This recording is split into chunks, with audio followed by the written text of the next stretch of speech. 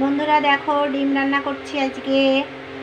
কড়াইতে দেখো গরম মশলা, জিরে, গোটা গরম মশলা দিয়ে জিরে দিয়ে একটা শুকনো লঙ্কা দিয়ে ফোড়ন দিয়েছি। এবার একটু পেঁয়াজ দিয়ে দেবো।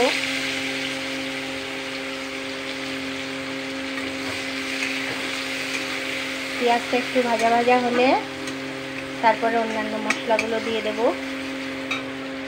পেঁয়াজটা একটু ভাজা হোক, একটু লাল লাল হোক। দেখো বন্ধুরা পেঁয়াজটা লাল লাল করে ভাজা হয়ে গেছে। এবার এর মধ্যে দিয়ে দেবো একটু টমেটো, একটু কাঁচা লঙ্কা। মশলার মধ্যে একটু শুকনো লঙ্কা দেওয়া আছে।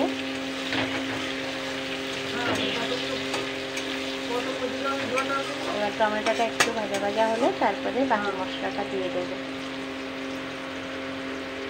দেখো বন্ধুরা টমেটোটা একটু ভাজা ভাজা হয়ে এসছে, নরম হয়ে এসেছে। এবার আমরা বাকি অন্যান্য মশলাগুলো দিয়ে দেবো। এতে আদা, রসুন, পেঁয়াজ, একটু শুকনো লঙ্কা, একটু জিরে আছে। এবার স্বাদ মতো নুন, হলুদ, আর চাইলে অপশনাল একটু মিষ্টি দিতে পারো হালকা, যদি ভালো লাগে। আমি একটু দিই, কালারটা একটু ভালো হয় সেই জন্য। নুন, হলুদ, একটু চিনি দিয়ে দিই। দেখো বন্ধুরা মশলাটা কষা হয়ে এসেছে, তেল ছেড়ে দিয়েছে মশলায়। যখন এরকম তেল ছেড়ে দেবে তখনই মনে করতে হবে মশলাটা কষা হয়ে গেছে। তোমাদের ইচ্ছা মতো স্বাদ মতো নুন, লবণ দেবে, হলুদ দেবে, একটু চিনি দিয়ে দেবে মন চাইলে হালকা। আমি দিয়েছি। দেখো এরকম কালারটা এসছে। এবার আমরা আলুগুলো দিয়ে দিলাম। আলু দিয়ে একটু কষে নিই।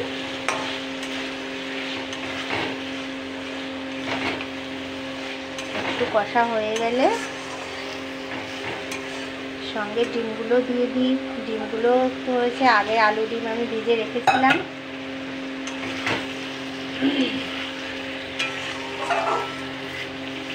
কেমন লাগছে বলো? বেশি মশলা দিইনি, যেহেতু গরমের সময় তো হালকা মশলা দিয়েই করছি। দিয়েছি সবই, পেঁয়াজ, রসুন, আদা, জিরে, লঙ্কা। একটু হালকা কষে নিচ্ছি। এবার জল দিয়ে দেব।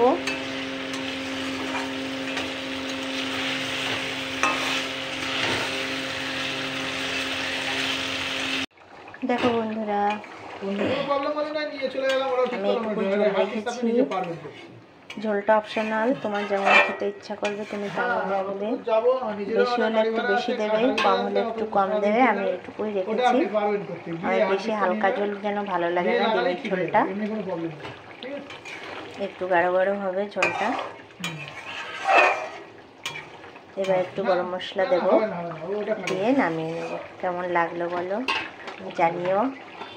তোমাদের ধোঁয়ায় হয়তো পরিষ্কার আসছে না, জানি না কতটা দেখাতে পারছি তোমাদের। টাটা, লাস্ট আবার দেখাবো।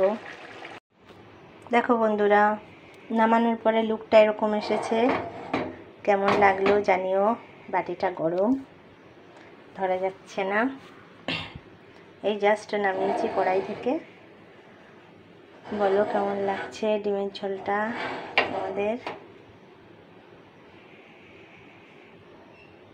জানি না ক্লিয়ার আসছে কিনা, ঠিকঠাক দেখাতে পারছি কিনা। ফোনটা তেমন ভালো নয়, এই জন্য পিকচার